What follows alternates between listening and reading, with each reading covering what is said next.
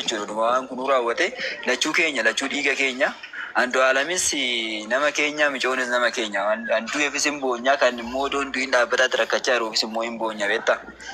Eenyumtuu akkanaatitti waan rabbi sirku waan maal raawwatu abbaan barbaade eenyumtuu haadha manaa ofii eenyumta abbumti barbaade reebee sirreeffachuu danda'a malee argee achirraa gad darbatee lubbuun baasu haadha manaa ofii jechuun waan baay'eedha waan baay'ee wajjin dabarsee waan baay'ee wajjin raawwateera waan ta'eef jechuudha. Garuu amma waan kana ummata keenya keessatti waan haaraa miti waan Andu'aalam Gosaatirraa eegalee miti bara. Obboleessi ajjeeseen beeku. Obboleessa ajjeeseen beeku. Ilmi haadha ajjeeseen beeku. Abbaan ilma ajjeeseen beeku. Ilmi abbaa ajjeeseen beeku. Oromoon haraamuu miti. Akka jaraatii miti. Ummanni keenya ummata haraamuu miti. Ummata guyyaayyuu oodatudha. Guyyaa roobii fi jimaataa kamisaa fi wixataatu in oodata ummanni keenya. Waan biraa dhiisitii jechuudha. Gosa qaba mucaan kun osuma ta'eeyyuu osoo intala beektuu taate osoo dhuguma intala Oromoo taate osoo yeroo Andu'aalam micayyoo tana darbatee micoon tun lubbuushii darbeeyyuu osoo ijaan argitee jiraatte ana osoo ta'e ana fuulduratti osoo Andu'aalam micoo tana fooqirraa darbee yoo lubbuushii darbe osoo arge hayyuu lubbuun darbeerra wallaalaa doofaa lubbuun jirutu caala waan ta'eefi maalan godha Andu'aalam kabar godheen gosa Andu'aalam gadi yaaseen caffitaayicha akka aadaaf duudhaa Oromootti gosti micooti fi gosti mucaa walitti yaa'anii akka gumaa walirraa kafalatanii harka dhiigaa walirraa dhiqan taasisa malee gadi baasee diinatti hin kennu. Naanaatii galchi boontula naanaatii galchi. Warra kaleessa basma'aan biloo irado gaallaanuu jette har'a akkamitti qananiinis Oromoodhaa bar gaalla dhaqanoonis. Irado basma'aan bileenuu jette hoolaanu gootee akka hoolatti qibsite warra nu qaltee akkamitti akka ishiin gadi baatee qanoodhaa dubbatte waan dhahaa beeku qaba. Deebitee immoo Kaayiroo keessatti weellisaa gubbaa jedhu kana galchine nama arrabsuurra yaada turra gaarii ture wal galchiitoo yaasa'u nama arrabsuun furmaata miti maraata nama arrabsa namni lubbuun isaa yaanni isaa deemsaa sirrii ta'e nama arrabsu namatti hima nama gorsa yoo Oromoo ta'eeraate wal galchii yaasa'u kun amma yaada itti mul'ateedha malee bira jirraa hin beeknaa agarreerraa waan akkasii wanni jennu jiru waan ta'eefi kun sirrii miti waan jedhuudha waan ishiin arrabsaa jira na fakkaate rabbirraa weellisaa ishiidhaan jechaa jira na fakkaate dees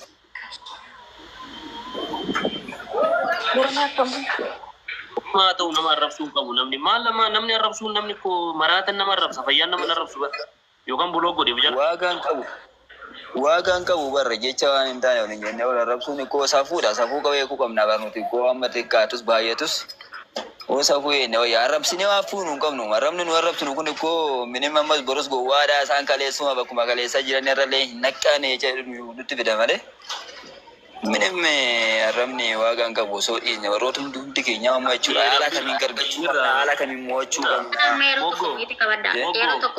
al tokko namba afani yaada wayi tokko yaada bontu nama ofin bontu yaada kaasi tokko tunaa dhufee ture ilmi namaa waaqni gaafa nama uumu akkatti lubbuun kee darbu waaqumatu si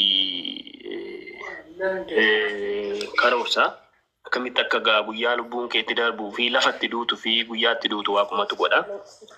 Har'a dhugaa dubbachuu fi duuti gaddi guddaan namni gaafa lubbuun utoo sirra jiru akkasitti gogaa kee sirraa qalee nama ajjeese duuti kanaa olii saqaqanyi kanaa olii gaddi kanaa olii duuti kanaa olii hin jira lafa kanarra. Fakkeenya ishi warri har'a iyyu kuni warri har'a akkatti maraatu kuni waan sana maal eessan gaaniiru. Innis ilma namaati bara waan isa dhageettiin qabneefi moo waan isa namni yaa hin beekneef akka nam tokkootti ji'a sagalitti dhalate eenyumtu uumama rabbiin itti uume. Ati namni tokko daa'ima lama sadi soo qabaate yoo bal'aallee ta'e ijoollee shibaa ta'e fayyaasa wajjin ijuma tokko laala. Ijoollee sana hunda isaatu waan isa akkasumatti nu laala hunda keenya iyyuu. Waan inni uume, waan inni uumamaa, waan inni hunda isa kana uume, uummata kana uume kana akkuma kanatti nu laala. Warroota san dhugaa warra sanii arganiiru. Dhugaa sana warra sanii arganii dubbataniiru. Guyyaa lama wajjanii dhiisan. Har'a waan hin beekamne kana tasa yookaan inni gochuu danda'a yookaan ofiin waan sana ta'uu danda'a yookaan of ajjeesuu danda'a yookaan inni numtu godhuu danda'a. Sana rabbitu beeka. Rabbii fi isatu beeka. Namni ani wanti hin jedhu jiru maaliif ishiinis lubbuudha innis lubbuudha innis nama ishiinis nama sana wanni bira jira jedhanii malee akkana ta'ee malee namni bira jiru hin jiru. Akka kootitti rabbi beeka. Waaqaaf lafatu beeka. Isatu beeka. Yoo godhee raate dhugaa lubbuu ishee haa ba'u aaree godhe jedhee yoo dhugaa baate baasuu danda'a. Yoo hojjeteera. Shakkiin inni hin ajjeesu ishee rabbirraa akkasitti hin dubbatin ishee rabbirraa. Weellisaa rabbirraa dhiifama wajjin akkamii nagaadha naanaatidha na beekta natti fakkaate. Naanaati noo jirta. Oo fayyuma. Nagaa jirta akkamati. Jira nagaa na batte. Jira. Si bare. Fayyuma. Jira akkamati. Jechuun nuti mana teenyetooni hoo godheeraati jennee shakkiidhaan kan dubbannu yoo ta'e warrumti ajjeesee roonkin akkana godheera jedhu sun maalaa dubbatu akkamitti shakkiidhaan maaf dubbattan? Naani dhugaa keetii wanti beennu hin jiru. Maaliif akka dhugaatti wanti beennu hin jiru sana hin beennu. Waaqa kanaafuu jedhaa bar wantumti jechaa jirru iyyuu isa kanaadha. Jechuu shakkiidhaan jechuun laal wanti jechaa jirru dhugaa kana rabbii beekna. Tokko nan dubbadha hin baata. Tokko nan dubbadha nan baas jechaa jirta garuu wanti nuti hubachuu qabnu ilaallee Oromoo keessa nama ija hin qaba jedhan keessa guurratanii balleessaa jiran kaayina ajjeesanii kan karaa mana hidhaatiin kaan immoo karuma ta'een balleeffatan. Isaan waa'ee dubartoonni maxxansan mana jettanii isaan miqqanyoota beektaa? Itti aanuudhaan immoo micayyoodhaan iyyuu waliin qabanii mana hidhameetonni haasa'amaa jira laal.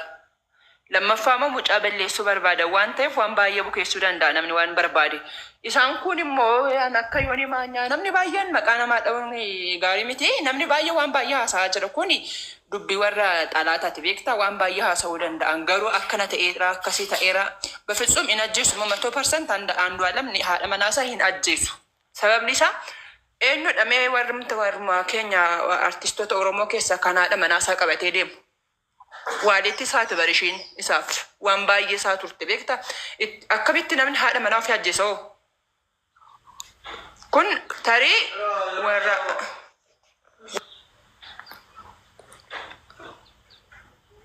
dhaggeeffadhaa mi'a dubbattu. Naanaati itti fufi. Jedheetan yaada inni hin ajjeesaa jedhee ishuma siruma shakkii of keessaa hin qabu beektaa. Namni immoo beekaa isa ballee tarii isa ajjeesuu deemanii ishee isa ajjeesuu danda'an beektaa wanni namni hin hubanne tokko hin jira.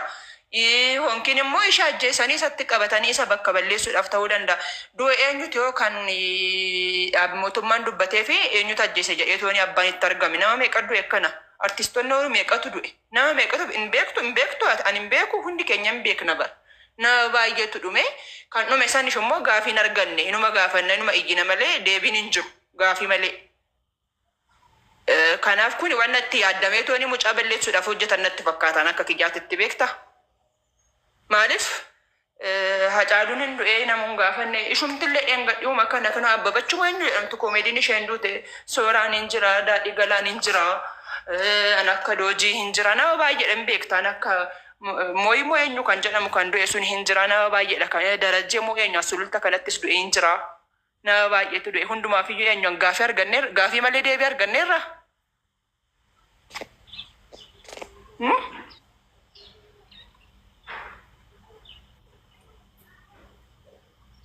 Kanaaf naanaati gara toomii irra guddaatti wanti nama dhibu ani namuma keenyadha.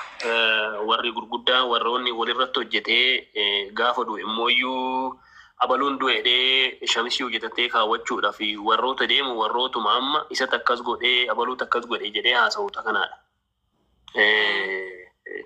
Malee dhuguma immoo dhugaadhaaf dhaabatanii warri kun warrootumti akkatti wacu kun dhugaadhaaf dhaabbatanii waree dhaabatan oduuf dhaabatan. nama tokko irratti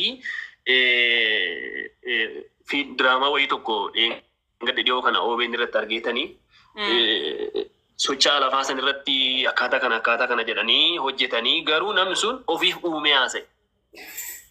Maaliif akkas goote jennaan fooloon ittiin guddifadhaafan ofiinanii uumee hojjedhee jedhe. Inni kun namoota sobdoota kanaa warroota fakkeessitoota kanaa namoota kan kana deebii ta'aa fi namoota immoo fakkeessitoota kana faana jiruuf akka isaan irraa goran ta'a. Namootumti bira akka tiyetti amma dhugaa dubbachuu fi arsiisota jajjaboo eenyuma ta'ee warrootuma kan fakkeenya biyya akka biyya tanaa keessattuyyuu nama tokkodha namni kun dhugaa jette. Maaliif arsiisota warra Abashaa keessas haa ta'u keenya keessas haa ta'u namoonni haadha manaa ofii wajjin fuudhee deeme akka baarramii kiisii keessa godhatanii itti qabatee deemu nama kana malee hin jiru. Nama kana malee hin jiru dhugaa dubbachuuf waaqayyoon dhugaa si dubbisu bakka tokko bakki ishiin biraa haftu hin jiru. Bakka inni gatee deemu hin jiru. Unkaan kanaa miti sagantaa baay'ee irratti naansi wal beekna namoonni kun illee si beekuu dhiisuu danda'a. Namoonni sagantaa ofiitti irrallee sagantaa namaatii miti kan ofii irrallee akka fuudheen deemne jira. Dhugaa dubbannooti. Namni kun eega jibbee maaf ka sagantaa namaa miti keessallee sagantaa ofii irratti namni sagantaa ofii irratti nama sagantaa ofii irratti manuma ofiitti sagantaa dhaggeeffadhu rabbirra nama sagantaa ofii irratti manuma ofiitti haadha manaa isaa dhoksisittanii manan beektaan manuma ofiitti jechuudha kan alatti miti.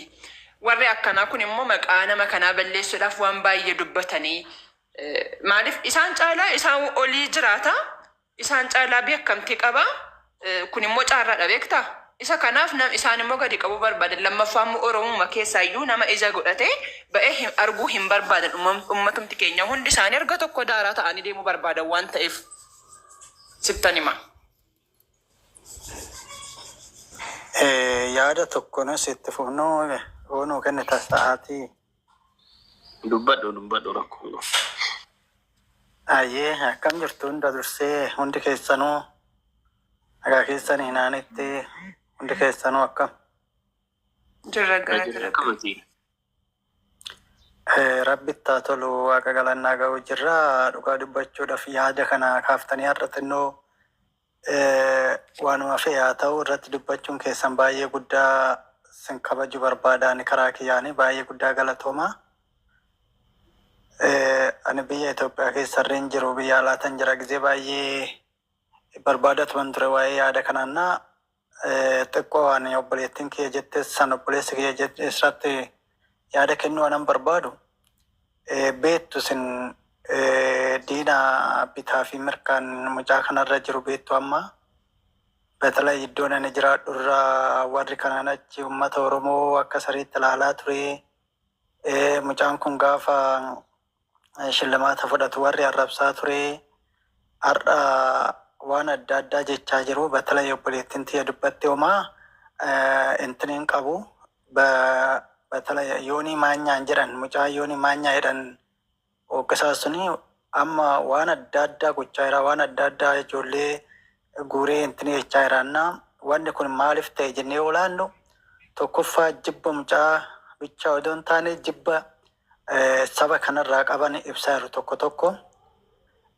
ittaan sodaan dammoo namumti keenyayyuu namumti nurraa dhalateyyuu gizee ammaa kana waan jiru dhugaa dubbachuudhaaf odoo hin taane waanuma hin taane waanuma itti fakkaate waan sammuun isaa bichaa yaade dubbachaa jira kun immoo maali tokkoffaa jibba sii qabuu danda'anii jibba sii qabu immoo sobaan waan hin beekne waan hin agarre dubbachuu hin danda'u. Kana jechuun koo maal jechuudha warri jibba mucaa kanaa qabu waanuma fi haa ta'u hin beektaa namni keenya yoo guddate waliin jaalannu obboleessi koo yoo na bira darbe obboleessi kee yoo si bira darbe waliin jaalannu kanaaf waan hin taane jechaa jiru ani yoomumaa mucaa kana gizee baay'ee nan takataata nani argaa minaalbaata dhiifama naa godhaa Oromeeffa xinnoo eegan irraa seeqee baay'ee ture. Enggak mucaan kun gizee baay'ee mucaa wajjin deema gizee baay'ee mucaa wajjin suura isaatis waan baay'een argina. arrabni keenya nu dura gogaa mucaan kun haadha manaasaa ajjeesa jennee si yaannu ani akka duudhaa Oromootitti akka saba kanaatitti soo yaadu hin beeku minaalbaata yoon dhaga'uu baadhe isin na intriettu na barsiistu ilmi Oromoo ilmi niitii isaa ajjeese hin jiru lafuma kanarrayyuu hin jiru gara fuulduraattis hin jiraate jedhee yaadu. Garuu an obboleettiin yaadaanaatti natti fakkaate an duratti dubbachaa jirte waan tokkotti yaaduu qabna. Mucaan kun kanaas turas xalaata qabaachuu danda'a naannoo irraayi. Wayin gara biraatis ta'uu danda'a. Wayin isa ajjeesus dhaqanii ishin du'uus dandeessi. Wayin waan biraatis muudachuu danda'a. Sabni Oromoo gin waanuma fe'e haa ta'u dhugaa waaqatu beekaa. Dhugaa waaqaf dhiisanii amma dhugaan inni mica'oo tanaa ba'utti dhaggeeffachuu waan jiru dhaggeeffatee warra immoo olola kaasaa yeroo immoo akka isaan dubbanne odoo godhanii jira ishiin isin dhagaa. Kenge haadha kolaali mucaan kuni artistoonni hedduun wanti ni qaban haadha warraa ni qaban. Akka mucaa kanaatti artistoonni mucaa kana caala bebbeekamoo caalaa bultumee faa Galaanaa Gaaromsaa faa artistoonni hundi isaanii Taaddalaa Gammachuu